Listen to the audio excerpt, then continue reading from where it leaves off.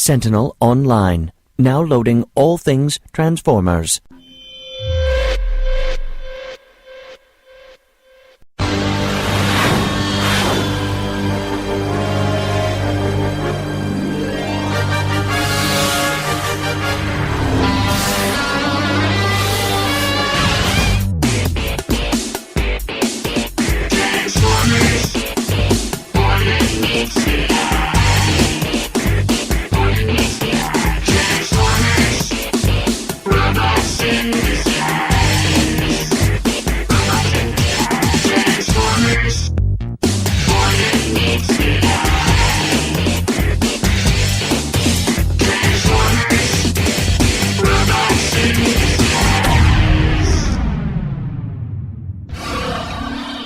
Hello and welcome to All Things Transformers, episode 58. I'm your host, Steve Megatron Phillips, and joining me as always is... DFG Mike, hello. Hello. Wow, we are actually chipper doing one of these shows, and it's not at 5 a.m. No, it's at 11 p.m. Well, it beats the normal record time. And yes, Happy New Year, everybody, seeing as how this is the first episode of 2011. Yes. So what have you been up to? Tons of voice projects, possible new job entries, and obviously many updates to the various websites. Yes. You recently got War for Cybertron. We'll talk about that in a little bit. What are your just overall impressions really quick, though? Very good game. Not as long as I had figured. Really? Yeah. Yeah. It goes pretty fast. I spent less time on this game than I did Arkham Asylum.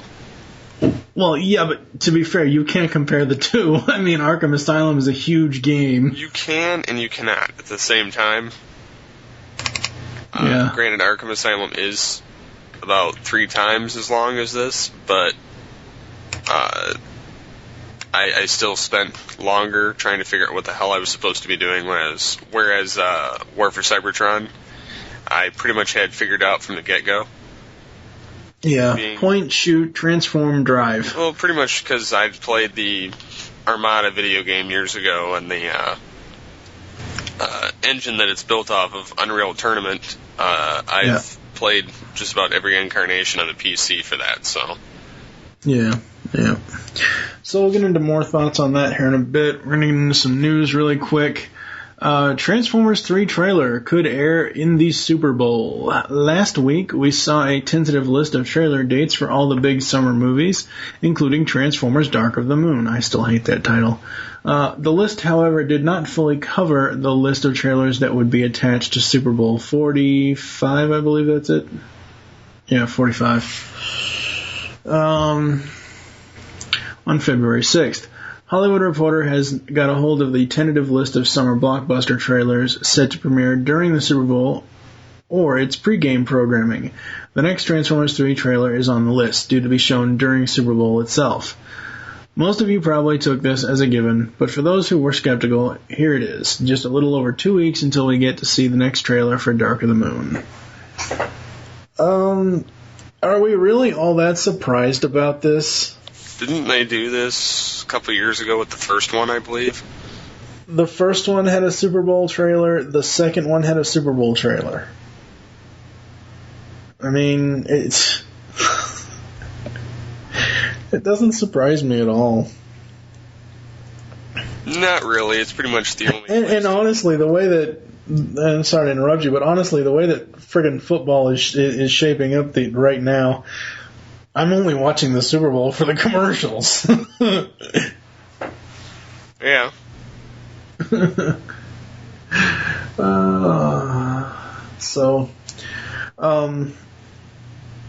What would you like to see with the new trailer? I don't know. Fucking robots. Do you want to see Optimus Prime hump Ironhide? That's not cool, dude. No. I just want to see something other than a bullshit shot on the moon. Yeah, that's true. Which they did this in the first movie too, and the second movie, granted, the trailer was better than the film. Yeah, that's true. So I'm not expecting a spectacular trailer, but what they've got out doesn't really entice me all that much. I mean, I'm still going to see it regardless, and I'm still going to see it in the theater, but I'm still not, I don't know, that stoked about it. Again, we don't know how the story is going to continue, but just based off of the plot line that we've got, the fact that it centers around the space race from the 60s, I have said it before, and I will continue to say it until I see a trailer or the movie or whatever, because I don't know. I hope that the space race stuff takes place like it's a prequel part. You know how when you go or when you watch an episode of Justice League Unlimited where they have that prequel story and then they have the introduction titles? Yeah. You know that type of story. I'm hoping it's that, because if the entire movie takes place during the space or centers around the space race, they've basically retconned the entire continuity that they've created with the two previous films. Yeah, I can see that. I don't know. I just wish it would hurry up and get here already. Yeah, I don't blame you there. I definitely am tired of waiting. Waiting sucks. Keeping on the trailers, though, they also mentioned other possible release dates for it, being February 18th, May 5th, and they're saying the second trailer would be out with I Am Number 4, another Michael Bay, Steven Spielberg effort, and a third trailer will hit with Marvel's Thor on May 5th. Yeah, that doesn't surprise me at all. It kind of is funny that it comes out with, what's going to be slated as a big blockbuster movie for the summer, which is Thor. I mean, granted, I'm not that, I don't know, I don't really care about much of the Avengers other than Iron Man. Yeah. So I don't really give a rat's ass about Thor all that much. I mean, I'll probably see it, but that'll be one of my DVD watching, so I'm probably not going to see the trailer until I get online and look it up. Yeah. And then I rip it from YouTube. I mean, let's face it. In this day and age, movie dates for when the trailer could appear in theaters. I mean, seriously? This is the internet, goddammit. That trailer is going to be on the internet. Whatever the second or third trailer will be, the ones that are in theaters, it'll be on the internet within 2 hours of it being on the screen in the movie theater. I mean, seriously, come on. I mean, it's not even, and I'm sorry, I am not one of these people that will go out, pay ungodly amounts of money to go see a movie just to see a trailer and walk out. Whether it's Thor, whether it's Meet the Fockers, whether it's whatever. I'm not spending that amount of money just for a trailer when I can just wait 3 or 4 hours or a day or so and it'll be online. Yeah, I'm kind of with you on that. I'll go pay to see a movie if it's one I really want to see in the theater, but I'm not going to go for a trailer. I mean, when I went to see Tron Legacy, I was surprised that the teaser for TF3 was in front of it. I mean, I knew that something was going to be in front of Tron Legacy, obviously, but, I mean, from the ones I remember, they showed Pirates 4, TF3, and a couple other ones, but I was still surprised to see that. I didn't expect to see that. I didn't expect to see the teaser in front of Tron Legacy, but, like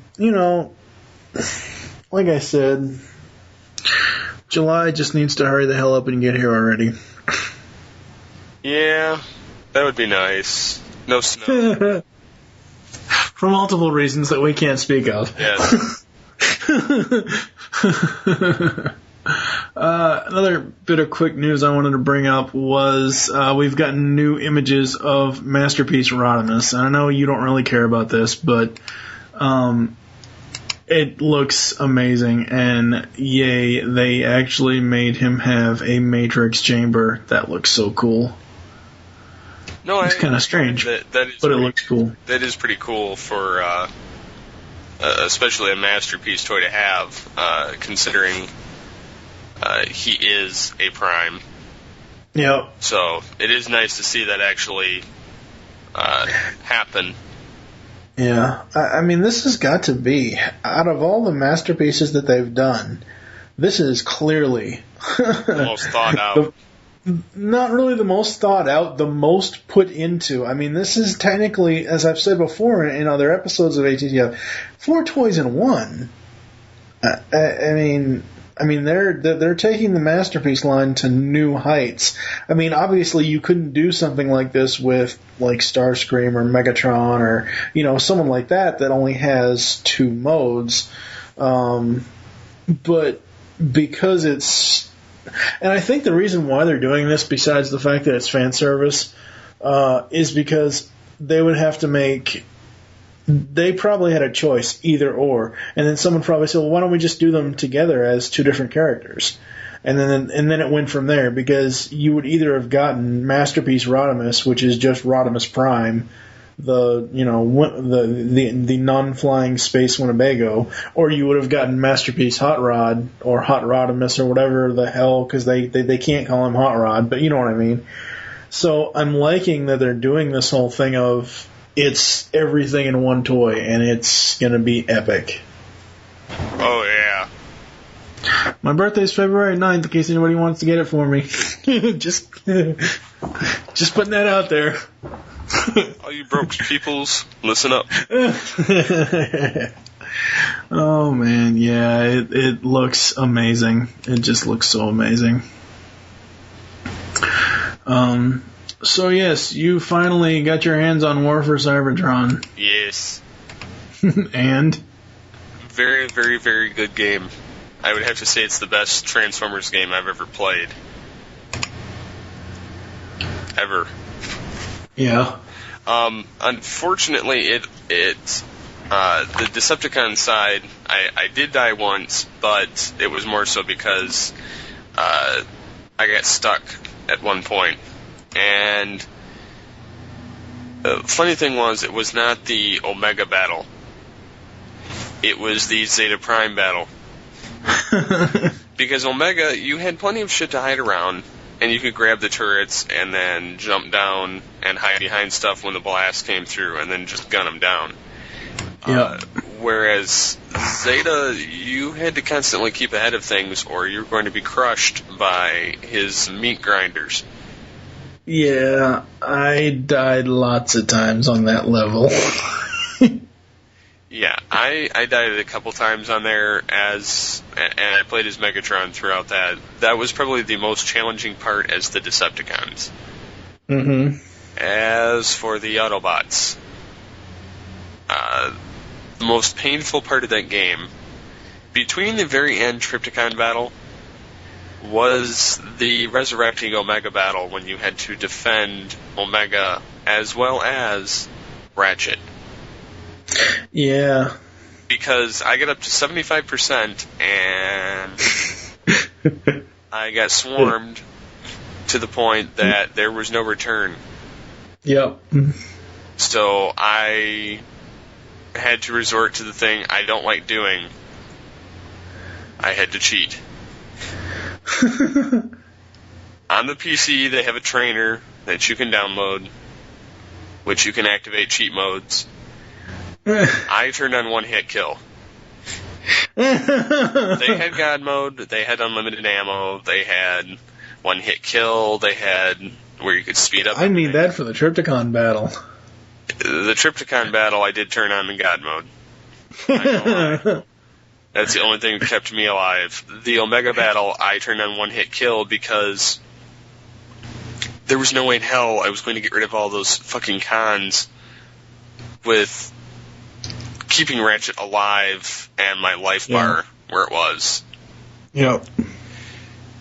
therefore, I had no choice. I had to use it. It was a pain in the ass, but I did get past it because of that. I think I died 12 times. Just because my life kept getting blasted so low, and I'd had to revive Ratchet probably 4 or 5 times. Yeah. And that's what caused Yeah, there's me to die. not a lot of health around that section. They have the shield things, but those don't help you worth a shit. No, yeah. I mean, I'm trying to remember that battle. There isn't a lot of like the Trypticon battle. There's like 3 Energon cubes like out down in front where he's standing, but in the Revive Omega thing or the get the Omega Gate open battle thing, there's not a lot of Energon cubes around there at all. No, there wasn't, and that was about the most frustrating piece. Yeah. So, but yeah, overall, I was very impressed with the game. I definitely would recommend buying it. Despite the fact I beat the game in under 8 hours, 9 hours, it did take me a lot longer with Arkham Asylum. Probably took me a week, off and on. Whereas War for Cybertron I played in 2 evenings. Yeah. And I beat the entire Decepticon campaign in 1 shot, and then I beat the entire Autobot campaign in the other. So. Yeah. Well, like I said, I think I said this off air. You really can't compare War for Cybertron and Arkham Asylum. I mean, no, you can't, but it's still a pretty significant difference as far as pacing and everything else. But oh yeah, the Transformer game I felt should have been longer. You didn't. Yeah, I wish they would have fleshed out more of the story. That would have been nice to see more of the storyline, more of the little cinematic scenes. I don't know, hell, a fight between Optimus and Megatron? Yeah. Would have been nice. Or Omega. Unfortunately, with the game engine, or not the game. Yeah. Unfortunately, with the game engine, though, I don't think that it would have allowed you to have Optimus and Megatron fight because of the fact that the way that the game is set up into the 2 campaigns. That would be the only issue I would see. I don't see it being an issue, really. You fought Starscream. Well, yeah, that is true. So I don't see that being an issue. It's more so they didn't script it that way, so therefore it does not exist. Now, I don't really care about spoilers, and the game's been out over 6 months now, so how did the story end? I mean, did they leave Cybertron? No, it has Optimus Prime sending all of the Autobots away except for everyone that was boarded the Ark in G1. Mm-hmm. They were all standing with him while the Ark was being constructed. And they said they were going to stay there for a while longer before shipping off to the unknown. But they eventually left Cybertron. It never had them actually leave. Okay, see, that's where I'm thinking that Part 2 picks up. Yeah, because it was announced a while ago that Transformers War for Cybertron 2 is coming, I believe, next year in 2012. So we may yet see a Megatron Optimus battle. Which would be glorious. Yeah. So. But yeah, very, very cool game. I really enjoy it, even though I still haven't gotten past Trypticon yet as far as just playing it for myself, but it was a really cool game. And Johnny Young Bosch's Bumblebee was just amazing. Now, I wish they would have used this for TF Prime.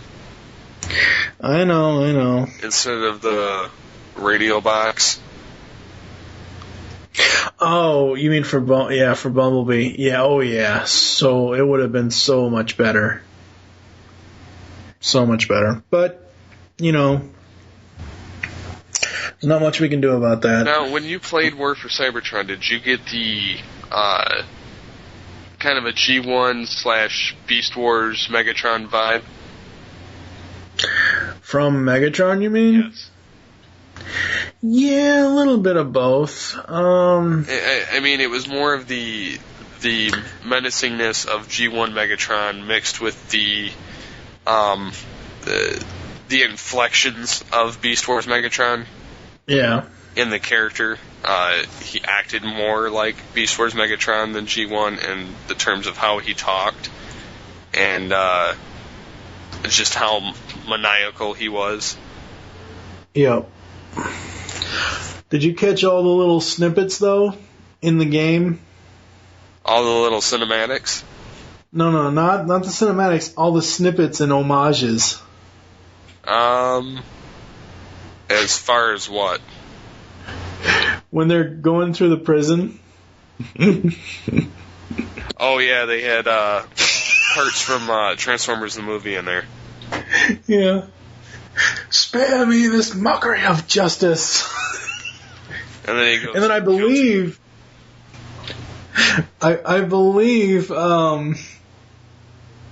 it's either during the battle or the cutscene right before the Soundwave battle, where Rumble says his line he always used to say in G1 about, you want to tumble with Rumble or whatever.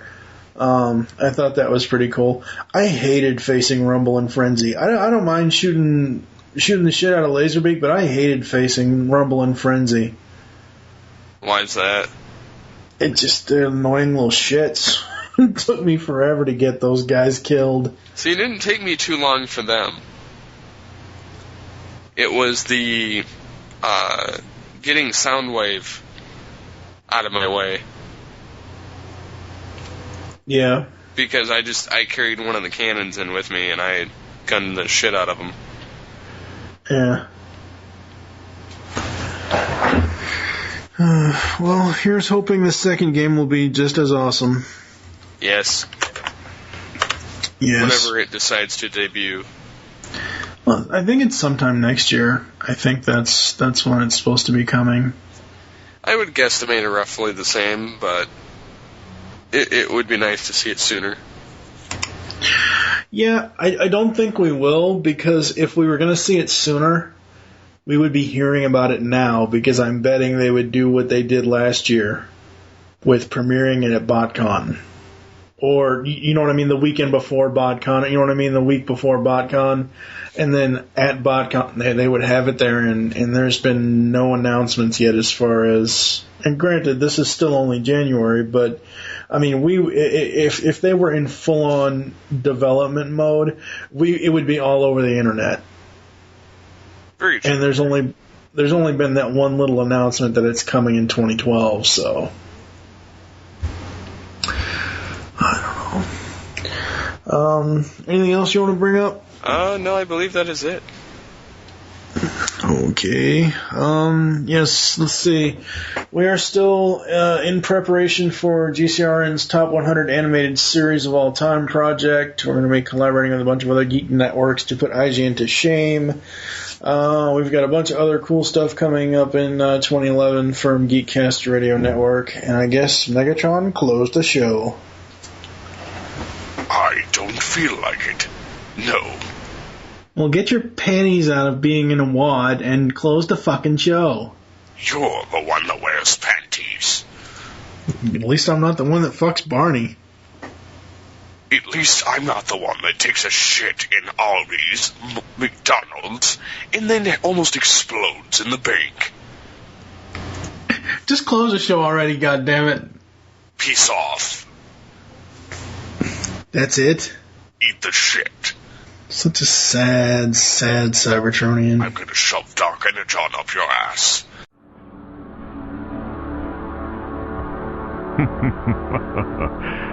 Yeah.